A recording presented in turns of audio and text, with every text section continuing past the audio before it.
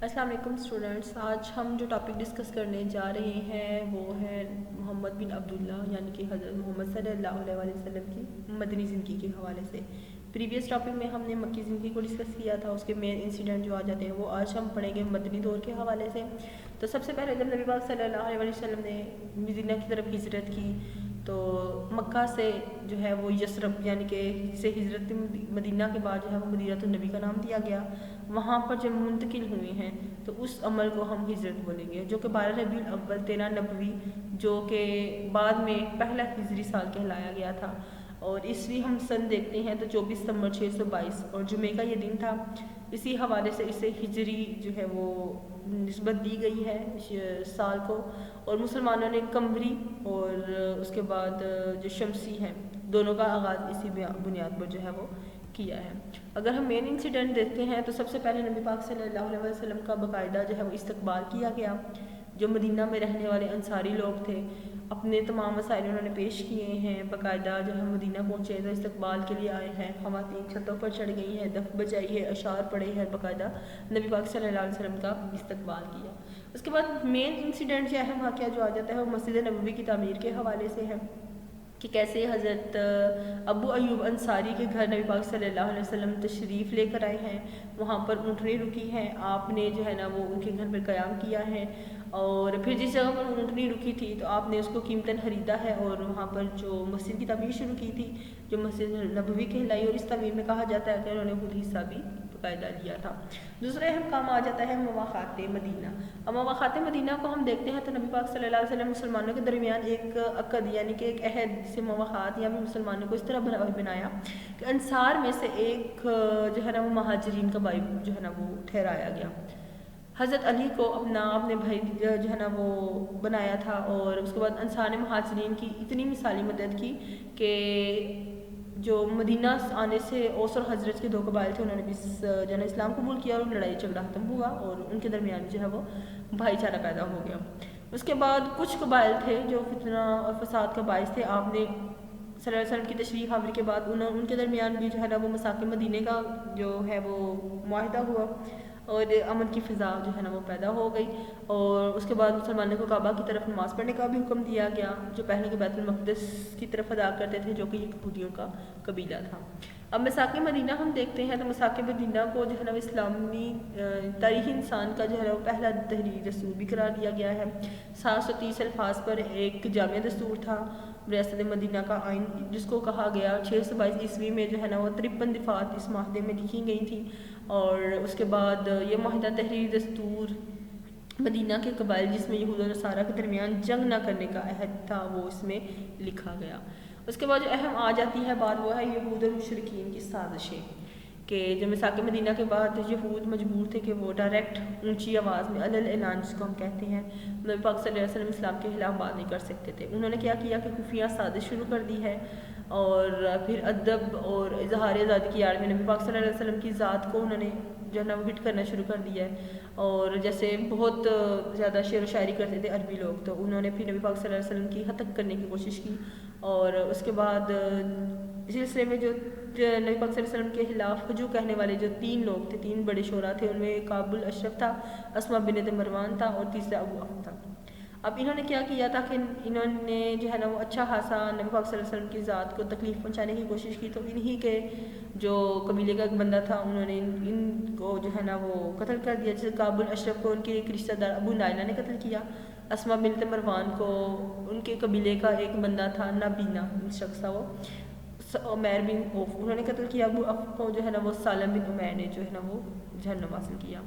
उसके बाद जंगें हम देखते हैं तो रियासत में कायम करनी थी मदीना में, उसके दिफा के लिए जंगें भी लड़ना पड़ी। तो उनमें जो है वो नबी पाक सल्लल्लाहु अलैहि वसल्लम ने शिरकत की तो हम इनको ग़ज़वा बोलेंगे, जिनमें नबी पाक सल्लल्लाहु अलैहि वसल्लम ने शिरकत नहीं की हम उनको सरिया बोलेंगे।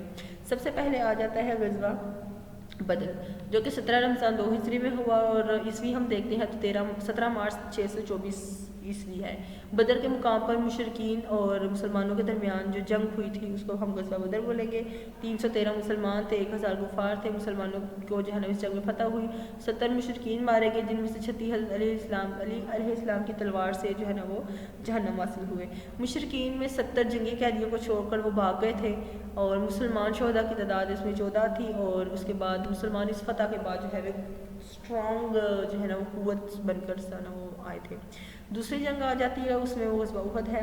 7 شوال 3 ہجری 23 مارچ 625 میں ابو سفیان کی سرکردگی میں 3000 جو ہے نا وہ لشکر پر مشتمل افراد اس کے ساتھ مدینہ پر حملہ آور ہوئے ہیں۔ احد کے پہاڑ کے دامن میں جنگ ہوئی تھی، مسلمانوں کو ایک گروہ کو ٹیلے پر بٹھایا گیا اور فیصلہ دیا گیا کہ جب تک وہ جگہ نہیں چھوڑیں گے۔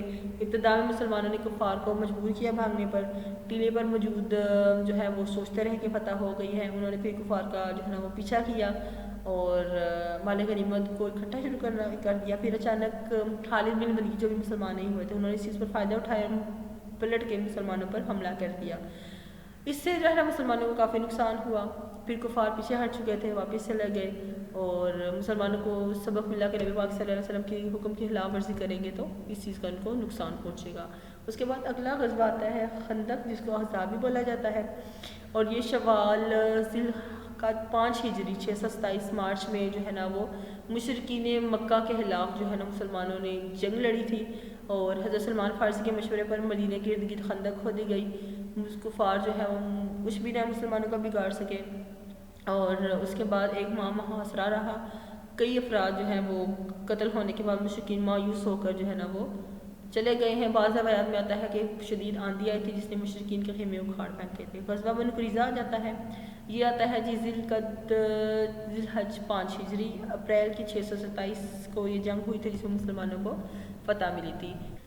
غزوہ بنو مصطلق جو 6 ہجری شعبان میں پیش آیا تھا، دسمبر 627 ہے، جنوری کی 628، اور مسلمانوں کو جو ہے نا اس میں فتح ملی تھی۔ غزوہ خیبر ہوا تھا محرم 7 ہجری مئی 628 میں، مسلمانوں اور یہودیوں کے درمیان جنگ، جس میں مسلمانوں کو فتح ہوئی۔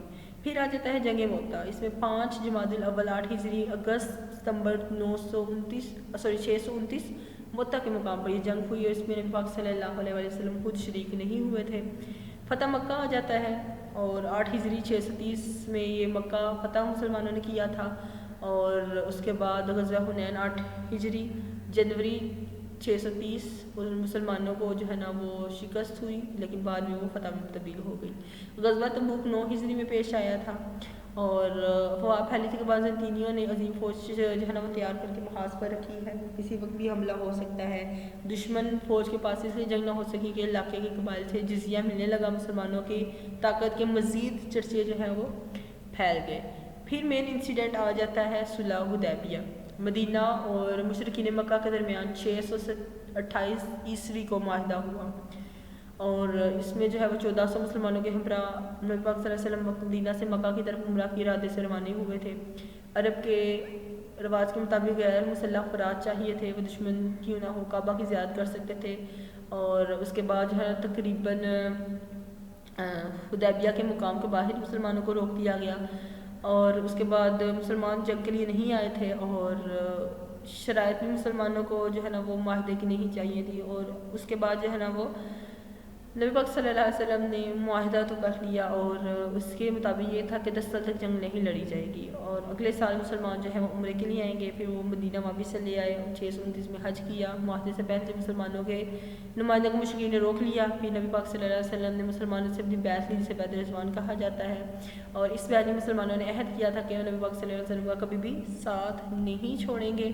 پھر حکمرانوں کو کچھ خطوط لکھے گئے تھے، یہ بھی مدینہ کی نبی پاک صلی اللہ علیہ وسلم کی مدنی زندگی کا ایک اہم انسیڈنٹ آ جاتا ہے کہ صلح حدیبیہ کے بعد 7 محرم 7 ہجری میں نبی پاک صلی اللہ علیہ وسلم نے مختلف حکمرانوں کو خطوط لکھے، اور اس کے بعد ایک خط ترکی کے توپ کا کاپی نامی عجائب گھر میں موجود ہے۔ اس کے بعد خسرو پرویز اس کے بعد بازنطین کا جو بادشاہ تھا ہرقلیس، اس کو لکھا گیا۔ نجاشی کو اسکندریہ کا حکمران تھا، مقوقس یمن کا جو سردار تھا، ان کو لکھے۔ اب پرویز نے کیا کیا، اس نے ہاتھ پھاڑ دیا، اور بعض روایات میں نبی پاک صلی اللہ علیہ وسلم نے یہ بھی پیشگوئی کی ہوئی ہے کہ اس کی سلطنت اس طرح ٹکڑے ٹکڑے ہو جائے گی۔ پھر نجاشی نے نبی پاک صلی اللہ علیہ وسلم کی نبوت کی تصدیق کی، اور انجیل میں بتایا گیا تھا کہ نبی پاک صلی اللہ علیہ وسلم تشریف لائیں گے، مصر اسکندریہ کو مرموقس نے نرم جواب دیا، کچھ تحائف نبی پاک صلی اللہ علیہ وسلم کی خدمت میں بھیجے اور ماریا قبطیہ کو روانہ کیا جب نبی پاک صلی اللہ علیہ وسلم کے بیٹے ابراہیم کی ولادت ہوئی۔ پھر آ جاتا ہے انسیڈنٹ فتح مکہ۔ اس میں کیا آ جاتا ہے کہ صلح حدیبیہ کی مدت 10 سال طے پائی تھی کہ اس دوران جو ہے نا جنگ نہیں ہوگی، اور صرف 2 برس ہی جو ہے نا وہ اس بات کو وہ باندھ سکے ہیں۔ بنی قزا کا حضرت آدم نبی پاک صلی اللہ علیہ وسلم سے جو ہے نا وہ اتحاد تھا، اور جو بنی بکر والے تھے وہ مخالف ہو گئے تھے مکہ میں، اور بنی بکر کے لوگوں نے جو ہے نا وہ شبخون مارا، بنی قزا کے کچھ لوگوں کو قتل کر دیا۔ پھر قریش نے ہتھیاروں کے ساتھ اپنے اتحادیوں کی مدد کی۔ بعض روایات کے مطابق جو ہے وہ قریش بذات خود بھی حملہ آوروں میں شامل تھے۔ اب 3 نکاتی خط جو ہے نا وہ قریش کو نبی پاک صلی اللہ علیہ وسلم نے بھیجا، ان میں سے انہوں نے آپشنز دی تھی کہ قریش بنی قزا کو جو ہے نا وہ منبہ ادا کرے گا، یا پھر بنی بکر سے تعلق توڑیں گے، یا پھر صلح حدیبیہ کو کالعدم قرار دیں گے۔ اس کے بعد جو قریشیوں نے جواب دیا وہ تھا کہ تیسری شرط تسلیم کرتے ہیں، اور اپنی غلطی کا ان کو احساس ہوا۔ پھر ابو سفیان کو معاہدے کی تجدید کے لیے روانہ کیا گیا، لیکن نبی پاک صلی اللہ علیہ وسلم نے اس کی درخواست کو رد کر دیا اور قریش کے خلاف چڑھائی کی تیاری شروع کر دی۔ پھر 630 میں 10,000 مجاہدین کے ساتھ مکہ کی طرف پیش قدمی کی گئی۔ مسلمانوں کا جو روب و دب دیگر مشرکین اسلام قبول کیا، اور نبی پاک صلی اللہ علیہ وسلم نے عام معافی کا جو ہے وہ اعلان کر دیا۔ پھر آ جاتا ہے حجۃ الوداع۔ اہم اور لاسٹ انسیڈنٹ ہے نبی پاک صلی اللہ علیہ وسلم کی مدنی زندگی کا۔ 10 ہجری میں جو ہے وہ باقاعدہ حج آپ نے اپنی زندگی کا ادا کیا تھا، جسے حجۃ الوداع بھی کہا جاتا ہے، اور مدینہ سے تقریباً 9 کلومیٹر ذوالحلیفہ کے مقام پر آپ نے احرام پہنا ہے۔ مکہ پہنچے 10 دن کے بعد، اور تقریباً 1,20,000 سے زائد مسلمان ساتھ تھے، اور عرفات کے مقام پر جو ہے نا وہ خطبہ دیا ہے، مینا کے مقام پر بھی خطبہ دیا ہے، خطبہ الوداع کے نام سے مشہور ہوا۔ اس کے بعد خطبہ کے آخر میں آپ نے تاکید کی تھی کہ جو حاضر ہے وہ غائب کو پہنچا دے۔ ان 2 خطبات کے علاوہ آپ نے غدیر رقم کے مقام پر بھی جو خطبہ دیا، جسے خطبہ غدیر کے نام سے جو ہے نا وہ پہچانا جاتا ہے، اور تقریباً 3 ماہ کے بعد نبی پاک صلی اللہ علیہ وسلم جو ہے وہ وفات پا گئے 63 سال کی عمر میں۔ یہ ہمارا آج کا لیکچر تھا جو ہم لوگوں نے ڈسکس کیا۔ اب ہم نبی پاک صلی اللہ علیہ وسلم کی وفات کو دیکھتے ہیں۔ تو خطبہ حجۃ الوداع کو فوراً بعد بیمار ہوئے ہیں، پھر ٹھیک ہوئے ہیں، پھر بیمار ہوئے ہیں، کئی دن تک سر درد رہا، اور بعض روایات میں آ جاتا ہے کہ مئی یا جون 632 میں آپ نے وفات پائی ہے، 63 برس آپ کی تھی، اور مسجد نبوی کے حجرے میں آپ کو جو ہے نا وہ آپ کی تدفین کی گئی تھی۔ تو یہ ہمارا آج کا لیکچر ہے جو ہم نے ڈسکس کیا مدنی زندگی کے حوالے سے۔ انشاءاللہ نیکسٹ ویڈیو میں ہم ایک نیو ٹاپک ڈسکس کریں گے۔ جزاکم اللہ۔